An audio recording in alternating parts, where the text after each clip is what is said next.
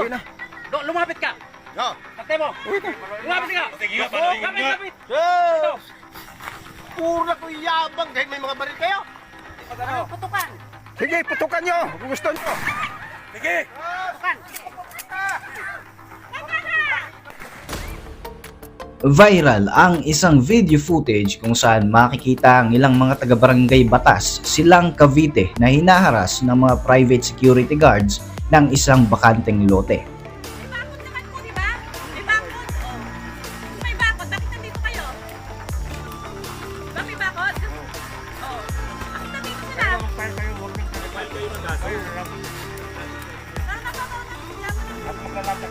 Sa gitna ng kanilang mainit na pagtatalo, isang security guard ang matapang na nagsisisigaw at pagkatapos ay nagpaputok pa ng baril. Dalawang magkasunod na putok ang maririnig sa video. Putukan nyo. Kung gusto nyo. Sige.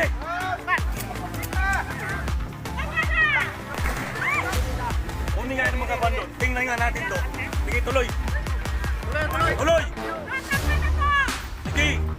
Ako po si Royce and welcome sa Kien Thoughts. Kung hilig mo ang mga ganitong uri ng video, i-like mo na ang ating video and mag-subscribe ka na rin para lagi kang updated sa mga susunod na mga upload. Hindi pa nga nasayahan ng isa sa mga gwardiya. Pilit nitong pinasok ang bakuran at doon ay nakipagtalo sa mga tao. Sinenyasan pa niya ang mga kasamaang gwardiya na pumasok din sa bakuran kahit na trespassing na ang kanyang ginagawa. Makikita rin na nagmamatapang ito habang nakikipagtalo sa mga tao. Lumapit ka. Sige, lapit.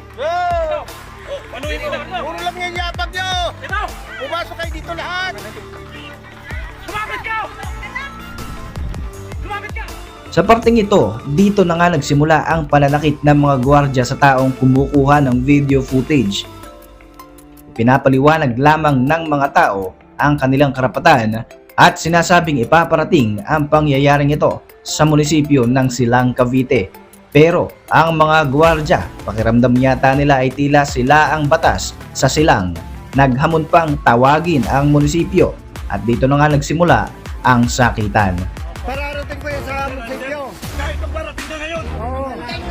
Tumawag ka. Pararating ko yan sa munisipyo. Sige.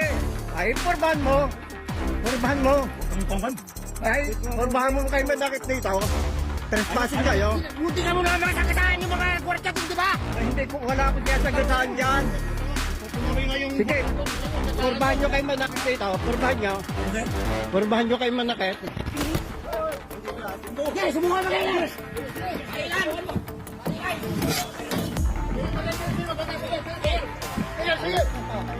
Huwag na.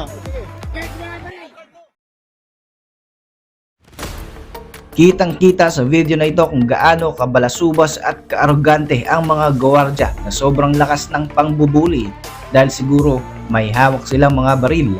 Kahit pa nga ipinaliwanag ng matanda na barangay road na ang nasabing kalsada na pinagmulan ng pagtatalo. Tatalo kayo, kita namin sa video. Ayun na nga, di pinutulong-tulungan nila kami, minura, binantaan. Sabi pa nung isa, yung si Cervantes, bakit kasi hindi nyo pinutukan ng gulong eh? Pwede nyo naman barilin yan eh, sabi nyo. Tapos sinutusan nyo yung isang gwardiya pa na kumuha pa kayo ng baril. So medyo natakot na kami no, kaya kami pumasok doon sa aming gate. Bali nakapile na yung kaso nung sa Citizen Wilson. Nasaktan daw si bata? Hindi. Nasaktan yung isa naman may gas-gas dito. Tapos ako, ito mag-apply ito dati. Tapos ito may fracture ko. Ito yung nararamdaman ko ngayon naman. Parang Nang makarating ang pangyayaring ito sa tanggapan ni Silang Cavite Vice Mayor Ted Carranza, dito nag-atubiling magtungo sa kinaroroonan ng mga Blue Guards na nasangkot sa alitan sa Barangay Batas.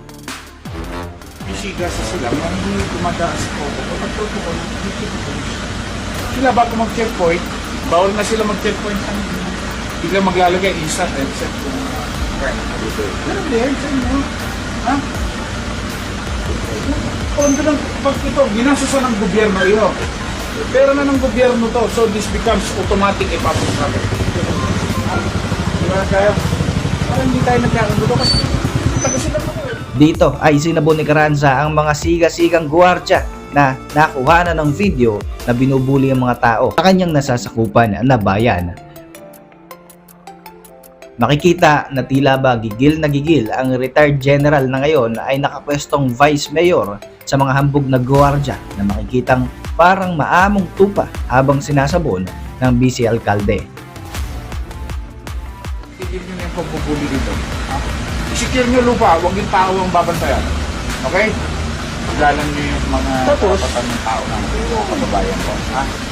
Ayoko nang binubuli sila, ayoko nang binubuli sila. Kasi ako, nasa ayoko din ng gwardiya, binubuli ng mayayaman. Kasi pulis ako. Okay? Dito ay binigyan niya ng warning ang mga maangas na mga gwardiya na wag nang ibubuli muli ang mga tao kung hindi ay siya na ang makakalaban ng mga ito. Protektahan ko, kababayan ko yun eh. Ikaw pinaprotektahan mo, tapos sinusweldo ka. Yun ba ang mas powerful? Kayo o kami? Kaya huwag mo na kami i-challenge. Nakakawin niyo ko.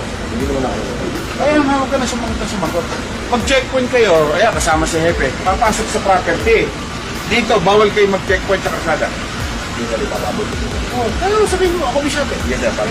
Alamin niyo rin yung rights ng tao. Hindi yung kung ano. Pinangaralan rin ni Vice Mayor Carranza ang mga gwardiya at ipinaliwanag na property na ng gobyerno ang kanilang ipinagkakait sa taong bayan. Ito naman yung city eh. Problema, sir. Parang na lumalabas na you're controlling us. That's your statement eh. Saka ang pakiusap namin sa Blue Gunners, huwag natin takutin ang presidente. Do your job! Ang utos, bawal magpasok. Ang gamit, do your job. Pero walang sakitan. Kaya kakalaban niyo buong barangay dito, ba? At hindi ko papabayaan barangay yung makipag-awit yung nakakaroon. Pumapasok kayo sa sila, masiga kayo sa inilig ng tao. Okay? Hindi ka pala under ng susya, kaya siga ka. Ito, i-declare kita rito na, iban kita rito sa sila. Magagawa ka. Wala, sir. Hindi kita pala kasi. Ang mga maangas at nagsisiga-siga ng mga blue guards ng bakanteng lote na nahuli sa kamera na nagpaputok ng baril at nanakit ng mga tao sa barangay Batas, nakatikim ng sermon. Tapos ito ay tila ba mga anghel na hindi makabasag ng pinggan. Para sa inyong mga reaksyon, mag-iwan lang ng komento sa ibaba ng video na ito. Muli, ako po si Royce at maraming salamat po sa inyong patuloy na pagsubaybay sa ating channel.